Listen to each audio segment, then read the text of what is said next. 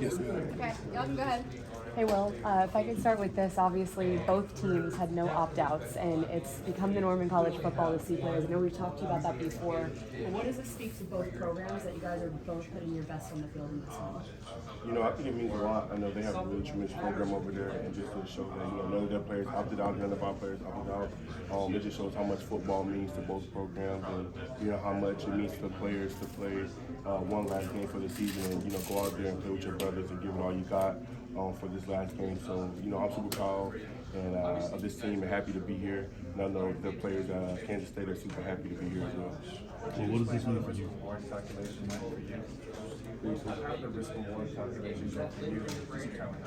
Every time you step on the field, it's always risk, no matter what game you're going to play in. No game is bigger than the other. You have to prepare each game the same way. If you go out there with that on your mind, then most likely that's going to happen. But if you go out there knowing that you're going to play like you practice, you're gonna play like you practice all week and prepared all week. Then you're gonna go out there and have a safe game and fun game. And that's just been my whole motto this whole year is don't worry about the risk factor. Just go out there, be willing, and play football and have fun doing it. Well, being a defensive leader on the team, how has this been pivotal with your decision to play this game, kind of really motivating the younger guys and your guys around you? Yeah, most definitely. They knew what type of person I was. I talked to them all the time. I joke with them a little bit, but they knew what type of person I was, and I told them I wasn't gonna leave them stranded. I've been preaching, all season long. We're the Alabama standard. This is how you do certain things, and this is how you're supposed to do it. And just for me to uphold that standard and show them like, hey, this is how you're supposed to do it. If you want to go out the right way, and you want to be legendary, you want people to remember you by doing something good, this is how you're doing. So just to show them the right things to do. But, it's super exciting. Being around all the young guys, it gives me so much energy and I love it. And it's going to be fun. So I'm really excited for Saturday. After watching the tape, what unique challenges does K-State offenses present for you, to you in defense? Yeah, they're a hard-nosed football team. They're going to run the ball. They're very explosive. They're running back. He's really good. He's really, really good. It's going to be a great challenge for us. They're really big up front. They can move really well. Both quarterbacks that they have are really electric. It's going to be very exciting to play them. They have a really great scheme that they do, and it's going to be a great challenge for us. Is it harder to tackle a guy who's that small, like Deuce? Well, we don't have any players like that small, but some of them are a little inside, so we've been getting a good look so far, so I think it's going to be good. Is it also hard to see that? Sorry, go ahead. How do you contain, like they said, how do you contain somebody like that? It might be hard. What are you guys going to try to do to try to contain a Deuce and a Will and an Adrian who might give you those different looks? If I tell y'all, they might see this and they might be able to do something else. So I can't tell y'all everything that we're doing, but all I know, we have a really good game plan. Coach Saban and Coach Pete and all the other coaches have been doing a really good job of helping us get in the right places to make sure that we go out there and play fast and be on the same page and go play to our standards. Apart from tackling a guy that small, is it also hard to see him sometimes when he gets in behind the lineman? Yeah, most definitely. He cuts behind them, he uses them very well to get upfield and do all the things that he needs to do. And it's going to be a great challenge for us, but we're ready for it. Everybody always gives Alabama their best game. Everybody wants to beat you guys. Does that add some extra motivation to y'all on defense? Always. We always know that, no matter what, everybody's going to, come with their best, something we probably haven't seen before. And we do a really good job all week preparing for, what we might see and what we might not see. Even if they don't do it, we prepare for it. So it's very exciting. I think it always keeps us on our toes. It's like, well, if they do this, we'll be prepared for it. If they don't, and if they do something that we haven't seen, we'll just get it fixed on the sideline and we'll keep rolling like that. But it's very exciting and it's been fun. So. There's so much culture in the city. I know it's a little bit of a lighter question, but what's your favorite part about experiencing New Orleans, and what do you like best about the city? Well, it's probably been the food. The food's been really good. The culture is very nice down here. All the people are very polite. We've had a good time. People can take really good care of us. So New Orleans is everything we could ask for. What's your go-to food? Right now it's been the red beans and rice. So it's been good. Well, obviously you guys were 2 plays away from being undefeated and being in the college football national championship. Do you think about those 2 losses? I was just talking to Byron. He said he's lying as he says he didn't think about it. One play went your way. Does that still bother you? Yeah, most definitely. The Tennessee game, I'm going to be honest with you. The Tennessee game, it hurt, but I think the LSU game, it hurt everybody a little bit more. And I know for me, that's one of the games where I cried my eyes out. I couldn't stop thinking about it, just how close we were. and you know how people don't see how much hard work this team puts in Monday through Friday, and you know it eats us alive to know that you know we didn't make our goal or wanted to get there, but this game is a perfect opportunity for us to go out and show why we belong in there, and you know the type of team that we have and the type of identity that we want to establish. Will, if this is in fact your last game playing for the Alabama Crimson Tide, what would you say encompasses your whole career here? Yeah, I'm sorry I couldn't hear you. When we talk about this is by far your last game, what would you say your whole career has been in Alabama? How much has Alabama meant to you? Yeah, you know, Alabama's meant everything to me. They helped me grow so much on and off the field. I remember I just being a little puppy, being the smallest thing in the room, and just to be in this position now, I have to give thanks to all those guys. They helped me so much. This program is the best program in the nation. They develop you so much. There's no place that I would rather be than Alabama, and I love my Alabama family so much. They've not only taken care of me, but they're taking great care of my family, and they help them out so much. So I couldn't have asked for a better program, better people than Alabama has. And then we talk about you and Bryce both making that decision earlier this month. Was that kind of a green thing both of you wanted to? You didn't want to opt out, or? Yeah, most definitely. You know, me and Bryce actually have gotten so close over these last couple of years, and me and him talk.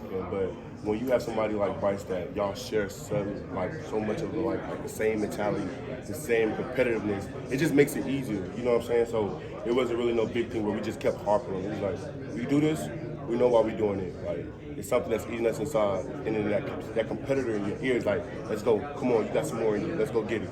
And that was just like, oh, we good, like, we finna go out here and do this. So it wasn't really no hard choice to make. Like, me and Bryce know the type of people we were, we know the type of leaders we were, and how much the team meant to us, how much we love the sport, so it was easy.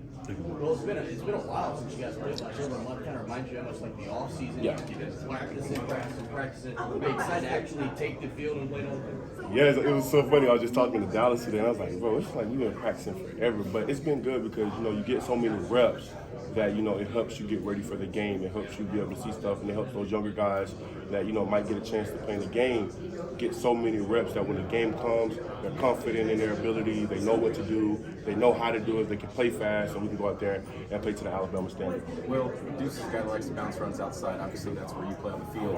How do you think your chances are about chasing him down towards the sideline? Oh, well, we do all types of drills to help us, make sure that, we keep the edge. That's one thing that we've really been working on. We're setting the edge, make sure that we stay on the edge, running sideline to sideline, making sure we're surfing and things like that. So all the coaches have been doing a really good job to make sure that everybody stays in their gap and make sure that everybody's just doing their job, and so we all can be on the same page. Nick Saban talked about insuring you as players, just getting insurance essentially. Just how much of a factor was that? Did anything change from the last couple of weeks? Was there an additional policy that went into place at all? We talked about it, you know what I'm saying? We talked about it, but at the end of the day, I'm just happy to be here. They took care of all that stuff for us to show that they love us and our gratitude. But regardless of all that stuff, I've always been committed to this team. Bryce has always been committed to this team, and it's always been about the team. And we're just happy to be here and be a part of the team and go on with one last fight. Well, this is possibly your last game. Can you share a story, a memory of the Alabama football program, I suppose, Saban that you really cherish from last year? Probably the biggest one for me would probably be after the national championship game. I kind of feel like that's when my relationship with Coach Saban it kind of changed a little bit, and me and him really got really close after that. It's not a time that I can't go in Coach Saban's office now and talk to him, and he'll listen to me and ask me stuff and everything like that. But he has so much respect for me, and I have so much respect for him, and it's so easy for us to get along because we share the same mentality. We're the same competitor, and he absolutely means the world to me and my family. Especially when I first got here as a freshman, my grandmother had just passed, and I had got on campus, and him and Miss Terry, they had sent flowers to my house and everything like that. But that just shows the type of person Coach Saban is. That a lot of people may not see, a lot of people may not know. He's really a great guy, great coach, and to play for the GOAT, it's been absolutely amazing. There's no other coach I'd rather be coached by than Coach Saban. Just talk about practice, big opportunity for guys getting more reps. Pete just talked about Sean Murphy and Jahad Campbell, inside linebacker. What have you seen out there in the last couple of weeks? Yeah, so I'll start with Jahad first. Jahad, well, they're both like my little bros, but me and Jahad are a little bit closer. But Jahad, I always told him, man, you're a freak athlete. You get some weight on you, learn the playbook. You're going to be absolutely unstoppable. Sean Murphy, really high IQ for the game. He's been doing a really good job of stepping in when guys go out. He's learning the defense. He has got some reps with the ones. He did a really good job. I'm super proud of him. But Jihad, he's going to be really, really good. I'm very excited to see him. He's one of those guys that, he can do a little bit of everything, and they got him bouncing around everywhere on the ends, all backers and stuff. But both of those guys have been doing a really good job for us, taking those reps, learning, and us just being patient with them, learning that, it's not easy. They're going to make mistakes, but at the end of the day, we're going to be there for them, and we know they're going to get it, and that's what they've been doing. They've been getting it. They've been coming along since practice started back when we were in Tuscaloosa to now, and they've really made a lot of progress. So I'm super excited to see both of those guys flourish. Will, I heard you are the first two-time unanimous All-American. Yes, sir. Now, when you think of all the players that have come through this school, I don't know, what's your reaction when they told you that? I don't really give myself as much credit as I do. Never satisfied with things, But I have to for me, I've always just been team. And it's not one accomplishment, not one award that I've gotten that wasn't thanks to all these guys that's in this room right now, or other guys back at the hotel, because those guys make it possible for me to do what I do on the field. They always have my back.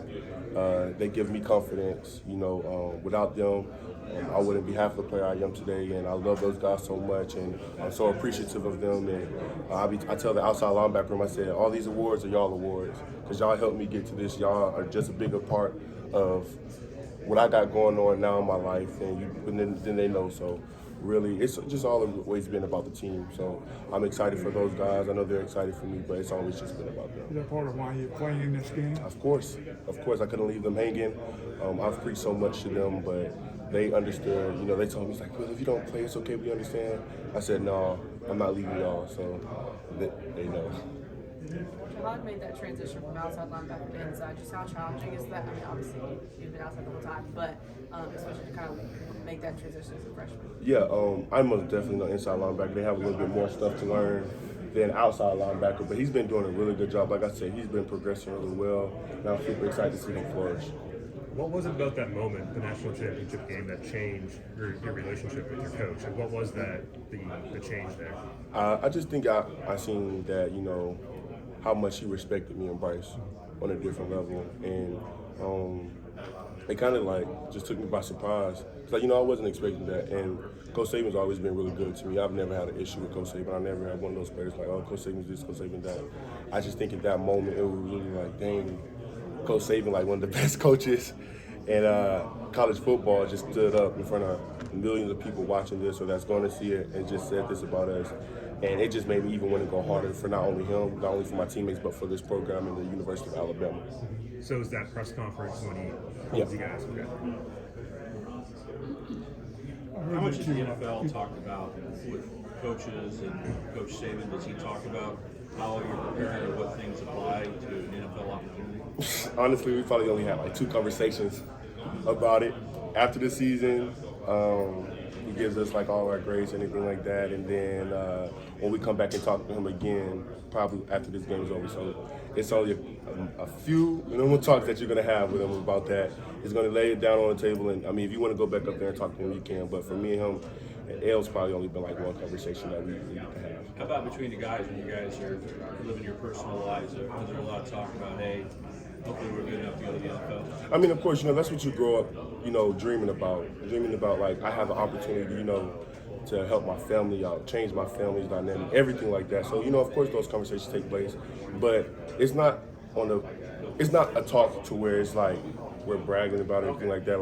We talk about it more of this is how we're going to feed our families type thing, you know what I'm saying? And it's not what we're just worried about, because we also have to worry about this game and worry about winning this game and, doing the right things, preparing right for this game. I heard that you said up here a while ago you cried after the Tennessee game. What about LSU? How hard did you take that? Yeah, no. I cried after both, but I would say I cried harder the LSU game because, that was one of the games where it's we were so close and we just didn't see us losing another game that season after everything had happened. And it just hurts a little differently than any other game that we played. I think it's because it was our second loss, but I just know that whole week of preparation was good. The guys were on it. Everybody was locked in. We didn't have any trouble that week, and we just I don't know, but yeah. When it came out and you weren't going to be in the playoffs, it was like, what Alabama team is going to show up? And I don't know if you've heard, but even the fan support isn't too good this year. I mean, not what you usually have. Is that disappointing to you? And what kind of Alabama team are people going to see Saturday? We've been doing a really good job of just staying focused. Like I said, we all we got, we all we need. And at the day, all those people in the facility are all we need. We all going to have each other back. And, the team that you're going to see Saturdays is the team that we've been preaching all year about. We're going to be fast, physical, have great chemistry, go out there, fly around, and have fun. I mean, that's all we can do. We can't do anything what the media wants us to do, what the fans want us to do. We just have to go out there and do what Coach Saban wants us to do and what we want to do as ourselves. So that's what we've been on. We've just been on this model where we all we got, we all we need, and we're going to go out there and have fun, fly around, be on the same page, and have fun doing it. You're going to pay attention to what happens in the semifinals after your game, or you go out and celebrate New Year's Eve? It's everybody's choice what they want to do. What are you going to do? Football I love football, so I probably peek in and watch a little bit of the game, but after that I probably spend time with my family. A lot is going to happen, and you never know what's going to happen, so you got to spend as much time with your family as possible. Is there extra motivation having missed out on the SEC championship, as well as the college football championship? Yeah, of course. That's one of the things we talk about all the time. Is like we're gonna go out here in this game and show people, why we deserve to be in it. But ultimately, it's just us. We have to worry about what we have to do to go out there and play into our standard and play our best game and make sure that everybody's doing what needs to be done and everybody do their job. Last year you said that you gave Ty Simpson a free pass when he first joined the team. Is Eli Holstein getting the same treatment, or did he get a few pops on scout team? So the difference between Eli and Ty is he's kind of quieter than Ty. Ty came in talking a little bit of junk, and I like that. I love that, actually. And Eli, he's been a little bit more quieter and stuff like that. And I tried to get him a little riled up a little bit, but he doesn't go for it too much. But him and Ty kind of have different personalities. So, but it's, we all talk smack to each other, but I haven't really gave him no pass. But, I still go out there and get after him and talk a little smack. But they're just two different personalities, so that's kind of why I said okay. So he hasn't taken a big hit yet or anything? No. Okay. I was just going to say, a lot's been made of your decisions playing the game, a lot has been made about Bryce. What advice would you, it's a personal decision, but what advice would you give to players on board about that, playing in the big bowl games? Yeah, most definitely. At the end of the day, I'm not gonna lie, it's everybody's decision. That's a decision that's personally between people's family, their agent, whoever they have in place to help them. And everybody's not, everybody's mind is a little different. And for me, it was just more of about the team, just being there for them and how much I know I spoke to them and tried to lead them. And everybody's role in their team is different. So some people that opted out, they may not have had the role I had on my team. They may not have the role that Bryce had on this team. So, you can't really tell people like, hey, you can't do this, you can't do this. But ultimately, I would just say, I think about the team more than anything and how much of a commitment I made to those boys, how much I made a commitment to this game. And, my parents always told me, finish what you start, and that's what I'm doing. Did you have anybody in your ear, though, trying to tell you what this means as far as the future, or trying to stop you from doing it? No, not really. Because, all my high school coaches, they knew. All the coaches here, they knew. Coach Saban, I'm pretty sure he knew. My family knew. So, even if somebody did, 9 times out of 10, they knew that I wasn't going to listen. So. Over the past few years, there have been few players on y'all's defense that have talked about the Bama standard more than you. I'm just curious, as a guy that's been a leader on the team, how do you go about trying to ensure that the players that are here after you, keep up to that Bama standard and that stays within the frame? I've been holding them accountable. Trust me. I told them, I was like, look, if I'm not here next year, I'll make sure right now I'm holding all y'all accountable. So Dallas Turner, Jaheim Otis, Deontay Lawson, all those guys, I've been on them hard. So something out of the ordinary is not happening, I look at them like, I'm not gonna say nothing, and I let them handle it. If I see something wrong and I peep and they bob me up, I tap them back. So you're not gonna say nothing. You're not just gonna let that slide. And they said something. I think that's how it starts. I think that's how you start getting guys, to get uncomfortable. You know what I'm saying? Because everybody wants to be comfortable. So if you want to be a great leader, because those guys are going to be the guys next year. People are going to look at them for what they're doing. So it's easy just to, with this bowl practice going on, all the mini practices that we got going on, everything that's going on, that's how you get guys, to start getting uncomfortable and helping lead the team and helping get the standard and make sure that the standard is going on. So he'll tell you, I embarrassed them in a quick moment. Like, Dallas Turner, you're not going to say nothing? And I say it real loud in the meeting room. Lost, you're not going to say nothing? But just, and sometimes it's even for laughs too, just to embarrass them a little bit. Like, yeah, this is going to be you next year. Y'all see my struggles. So just to mess with them a little bit. But it's always about having fun with doing it, not doing it in like a rough way, but in a fun way, but to get them to come on like, hey, this is how we keep the standard going. Y'all are going to be it next year. Do you have a favorite funny moment for Saban? What's the funniest moment you've had with him? Let's see.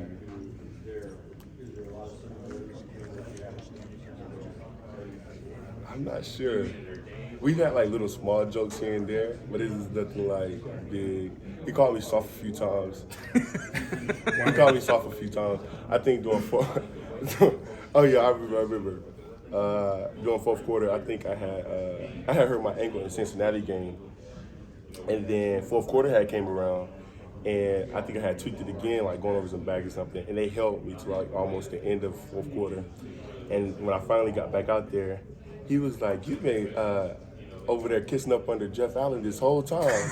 You're so soft. This is the longest ankle injury I've ever seen." And he just started laughing, and it was pretty funny. So. But I got him back the other day, so it's okay. How'd you get him back? Because we ended up practicing in shells one day this week, and we usually practice in full pads. And so I walked out and I screamed. I was like, "So who ideal was it for us to practice in shells today? They soft." And I looked at him and I just started laughing. He started laughing. He was like, he tried to tell you about it. It was the leadership group, and we didn't even talk about it. So I was like, "No, that was your idea." But it was just a little funny joke here and there. Do you think he's gonna cry when you leave? I hope not, because he's going to make me cry if you do. Well, you mentioned, sorry to bring it back to a serious note, you mentioned after the LSU game crying. Is that in a private moment? Is that in front of the team? I mean, how do you feel comfortable as a leader sort of showing that emotion? No, it was in front of the team. When people know that you're so passionate about the sport that you love, they're going to be there for you. And all my teammates, they were there for me and Bryce. Come over there saying, it's okay, we got your back and everything like that. It's just because, we just know how much hard work that we put in. And, it's just like, what else could you possibly do in that moment, you know what I'm saying? But, it all comes a part of the game. That's a part of, the game. Blood, sweat, tears, everything with your brothers. That's what people say all the time. And, in moments like that, that's when it shows. And for them to rally behind us and be there for us and make a lot. It's a big, tough Terminator cry, basically, right? Yeah, in some moments, yeah. We were just talking battle over there. Did you ever hear about the story when he crashed his Saban's jet ski into the dock? No, I wasn't here. Did you ever hear it? I think I heard a little bit of the story. I think it was his freshman year. Yeah. But JB is wild, especially when you get on those jet skis. I'm trying to think, was it last year or this year? It was he was on the jet ski, and he was just doing like donuts over. And me, I love water, but to that certain extent, I don't play with water like that. So when I see him doing that, I was like, yeah, he can have that. He can have fun. Because I thought he was going to fall off, but he's crazy when he gets on those jet skis. Can you imagine being a true freshman, never practicing and crashing a jet ski right in front of him? He probably thought his scholarship was going to get taken away. Hey, real fast, just kind of light. You mentioned eating red beans and rice. Have you had anything else? Some beignets? Yes, I had some beignets. I went to Cafe Du Monde yesterday. And you know what I really love? The boudin balls. Mm-hmm. Really good. Really good. Really good. You gotta get some turtle soup. Some turtle soup? Yeah. I don't know about that one, but I'll look into it.